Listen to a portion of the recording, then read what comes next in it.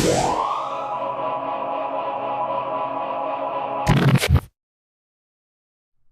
everyone, I'm Nathan, and you can find me on Twitter and on Magic Online as Great Nate. I wanted to do a quick video about Blue White Red Geist. It's getting late here, so I'm going to try to keep it pretty brief. If you watch my channel or engage in discussions with me on MTG Salvation, then you know that Blue White Red Geist is my favorite deck in the modern format, and it's kind of a pet deck of mine. I'm always sort of trying to tweak it and make it better and see what works well and what doesn't. And lately I've been testing this version here.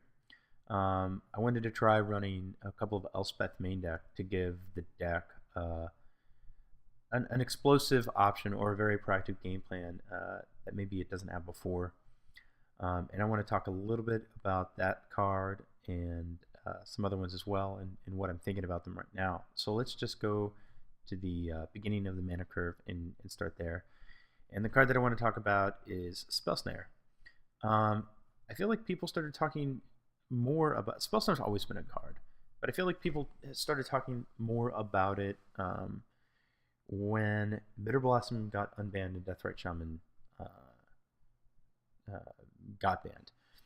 People were kind of really worried about Bitter Blossom and wondering what is our answer going to be, how are we going to contend with it. And obviously Spell Snare is a pretty good answer. Some people were saying that it wouldn't matter. People would just Thoughtseize the Spell Snare out of your hand and or Inquisition of Kozilek and then play the Bitter Blossom. But I'm not saying Fairies is a bad deck, but that hasn't been something that we've been facing right now. And in my experience, Spell Snare can be good, but my main problems with it are I feel like you have to run a large number in order to have it early. So you see a lot of decks running 3, and against some decks, it can be very powerful, but against many decks, it can be very dead, or it does hit some cards, but the cards that it hits aren't the most relevant ones. And so I want to walk through that quickly because I am going to do some testing without Spell Snare just to see how that works out. I'm not trying to make a declarative statement saying nobody should be running Spell Snare. I don't know yet. I want to give it a try. I do remember that kind of before, if you go back to sort of like the GP Prague time, Spell Snare wasn't in a lot of decks, and the deck was still doing reasonably well. So I think I want to give it a try again. But let's look at just some findings here, or some research I was doing. I took some notes as well. If we look at Pod, what does Spell Snare hit? It hits Voice of Resurgence, most decks run 2, Wall of Roots, most decks run 1, Spellskite, Scavenging Ooze, most decks run 1 of those, Kosali Pride Mage, and Malira.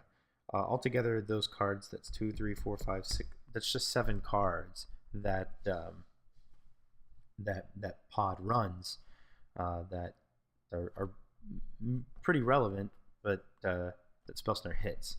And while they may be pretty relevant, they are not the most powerful cards that the deck is casting. What Spell Snare doesn't hit is, to a lesser extent, Birds of Paradise and Noble Hierarch, but also it doesn't hit Kitchen Finks, it doesn't hit Murderous Redcap, it doesn't hit Eternal Witness, it doesn't hit Ranger of Eos, it doesn't hit Birthing Pod, it doesn't hit Revelark, and I think that all those spells are much more powerful than Voice, Wall, Spellskite, Scavenging Ooze, and present much larger challenges to us. So in this deck, I don't think Spell Snare is very good. And if we look at the metagame, Pod, if you're going to be playing in daily events, or just the modern format, at least this is I'm referencing the Magic Online metagame. Obviously, if you're playing primarily at your store, this may be completely different. But Pod is a pretty big matchup for us. We can definitely expect to be facing it in the daily events. And I don't think Spell Snare is that great. That's something else I thought about Spell Snare, just besides the matchups, is, like I said, to make it relevant, you need to run 3. And I think while it hits a lot of relevant targets, it also misses a lot. And I feel like Blue White Red is a deck that wins by small margins, and you want as few cards that are dead as possible. You almost always want your card to be doing something. Like take Lightning Bolt, for example. Maybe it doesn't kill a Tarmogoyf, but you know what? It still burns their face for 3. So Spell Snare, I don't think you can always say the same thing of. So let's keep moving along here. If we take a look at Splinter Twin, in Splinter Twin, another deck that's just huge in the metagame. It's the highest number right now. Splinter Twin hits their or Spellsnare hits their Snapcaster mages. Look at that. Hits their Snapcaster mages.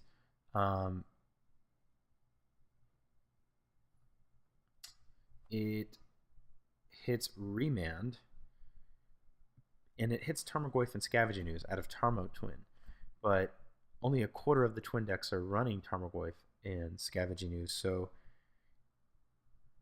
it's not like it's hitting a full 4 there, at least all across Splinter Twin. So it's hitting maybe 8 to 10 cards, and then if you look at the cards that it's missing, Pestermite, Deceiver Exarch, Splinter Twin, Cryptic Command, Vendilion Click. Mainly, it's not hitting their most important parts, the most important parts of their deck, which is the combo pieces. It does nothing against those. So, you're running 3 of something so that you can try to get it early, but it doesn't necessarily have a huge impact against Splinter Twin. Now, some of the decks it does do a little better against. If we look at Jund, it does hit a lot of the creatures in Jund. It hits the 4 Scavenging Ooze, their 4 Dark Confidant, their 4 Tarmogoyf. That's 12 creatures right there. And I think that initially that looks good, but one of the things I think about is creatures are traditionally something that our deck already has answers to. Sure, Lightning Bolt doesn't kill Tarmogoyf, but it can oftentimes kill a Scavenging Ooze. It can kill a Dark Confidant, and then we do have Path to Exile for Tarmogoyf. We also have Snapcaster Mages to buy additional value back out of those spells. And so, obviously, yes, Spellsnare is a good card to have against, a good reactive spell to have against those creatures, but we already do have some pretty solid answers. There may be some gray areas or some challenge areas, like Bolt maybe doesn't always kill Tarmogoyf, but for the most part, killing creatures is something that our deck is good at. So, against Jund, we're bringing in 3 additional spells that also deal with their creatures, but don't necessarily give us a game against some of the more problematic cards like Liliana of the Veil or Courser of Crufix, which again is another card we have to path. So, obviously doesn't do anything against their hand disruption either. So anyway, I think that bringing in Spell Snares in against Jund, they're not dead, but maybe they're redundant, and maybe there's a better card that we could be bringing in somehow. So yeah, that's Jund. Now, I think it does do better against Affinity. Hits a lot of relevant targets. Against Affinity, I wrote down that it hits 4 Arcbrand Ravager, 4 Vault Scourge, 4 Steel Overseer, 4 Cranial Plating, and especially like Ravager, Overseer, Plating. Those are some of their most powerful spells that Spellsnare does hit. So it might be a little bit better in the Affinity matchup. The one thing I will say is kind of around the same time that we started running, or we, just Blue, White, Red decks in general, started running more Spellsnare, we started running less Electrolyze. And I think that Electrolyze is a very good card in the Affinity matchup. And so while Spellsnare does hit those creatures, when we were running more Electrolyze, I think we had a better game in some ways against Affinity because we were able to get out ahead of that deck more as far as card advantage. We were able to kill 2 of their cards, replace it with Electrolyze, maybe do it again, maybe snap back 1 with Snapcaster Mage. And as of right now, most of what we're having to do against Affinity, not counting sideboard cards like Shatterstorm, is having to do a lot of 1-for-1 and not getting ahead as easily as we could before. I'm not saying Electrolyte is the card to run, and I'm not saying Spellsnare is bad, nobody should run it, but I do want to do some additional testing and find out. And then against Storm, Storm's actually kind of funny. Spellsnare is amazing against Storm. It hits like half their deck. I did a count. It hits like 28 cards. Literally, you can probably say that it hits half their deck. If you do the math really quick, granted, it does get Goblin Electromancer, but you probably want to be saving Spellsnare and getting him with removal. But if we look, that's 4, 8, 12, 16, 24. Let's see, 4, 8, 12, 16, 20, 22, 25. So 25 spells. So literally after they've drawn their opening hand, and Spellsnare is just it's probably going to hit a lot of stuff in their hand. So Spell Snare I think is really good against Storm, but maybe it's better on the sideboard. I don't know yet. I want to test it out. So that's kind of one thing I've been thinking about Spell Snare. Again, just we have to run 3 of it to make it relevant early, and while it hits some important things, I think it's also dead a lot, and it gets some really powerful decks like Pod. I don't think it's doing much for us. So some other things. One of the things I was doing that was a little bit off the beaten path with this deck is I wanted to test running 2 main deck Elspeth, and I think I've kind of come to a conclusion on this. I think Planeswalkers are great. I think Elspeth is a great Planeswalker. They're really good in top deck situation because they can do so much on their own, and they can even sort of be good on curve. What I mean is, maybe you're going to play Geist of St. Traft and expect to hold a Cryptic Command and do things like that on turn 4, but maybe you draw an Elspeth, or maybe you already had one. She can give the deck a very explosive, proactive game plan that it didn't have before. That being said, I don't think she's good as a 2-of. The reason is the deck already runs 4 Geist of St. Traft, 2 Vendilion Clicks. That's 6 spells that are kind of, you can't play one if you already have one in play, or if you have 2 in your hand, it's kind of a bummer.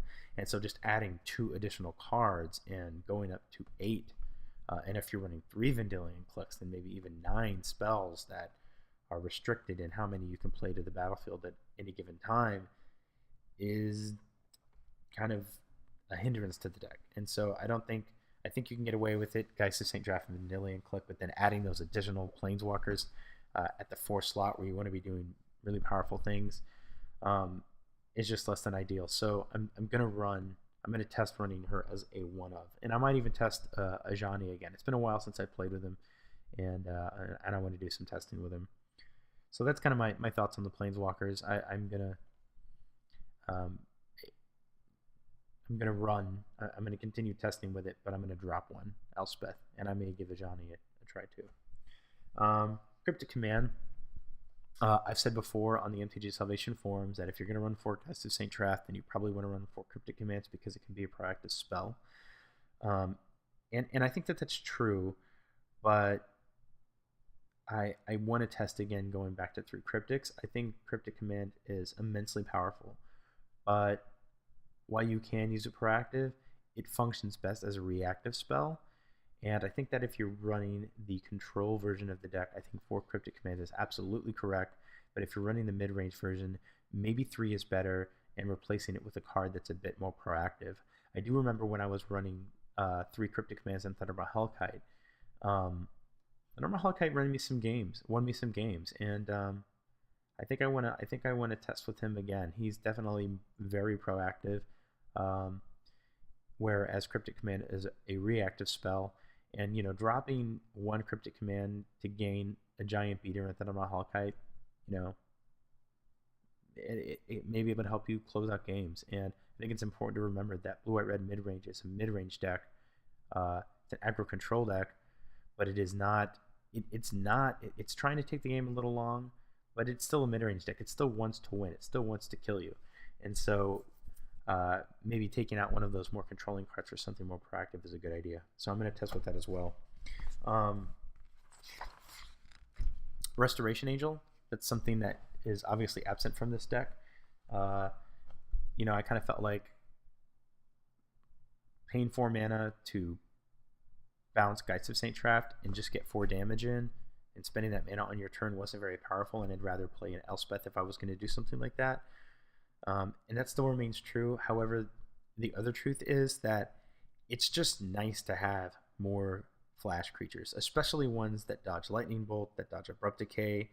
Additionally, she gives the deck a little bit more synergy where I think it traditionally lacks some. Sometimes you do bounce a Snapcaster Mage with her and play another Lightning Bolt. Sometimes you do bounce Vendilion Click and get another look at their hand.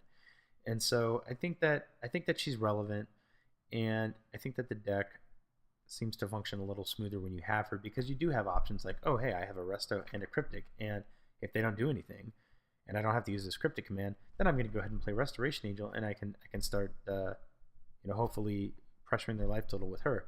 So I think that I want to test with Restoration Angel back in the deck. Um, I guess that's kind of my major thoughts on the main board. As far as the sideboard, I'm not entirely sure yet. I have some cards in here just to show them. Um, I've done some recent testing with Graph Digger's Cage against Birthing Pod, which is mainly the card that it'd be in there for, and I've oftentimes said that I don't want to run cards that make me take out Snapcaster Mage because I feel like Snapcaster Mage is this deck's best spell, and I do think that that's true.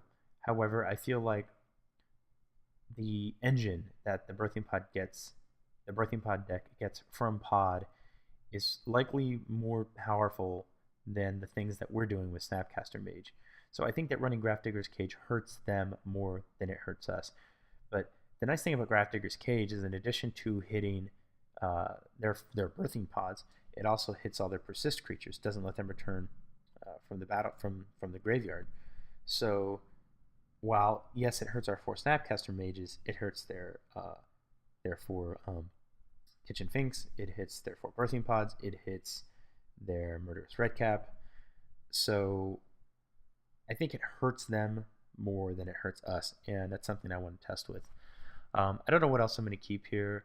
I do, I remember running a second Thundermaw in the sideboard, and that was good against decks that you really wanted to try to kill as quickly as possible.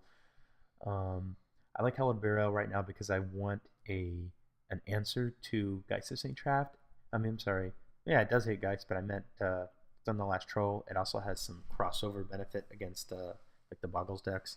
So I don't want to spend too much time talking about the sideboard because I don't know what I'm going to do yet. As far as the main board, I think I'm going to do something like this. I think I'm going to bring in our Dragon Friend. I want to try just getting rid of the Spell Snares again. And I want to run Electrolyze. And when I say I want to run Electrolyze, what I really mean is I'd like to have a card again that allows me to 2-for-1 the opponent.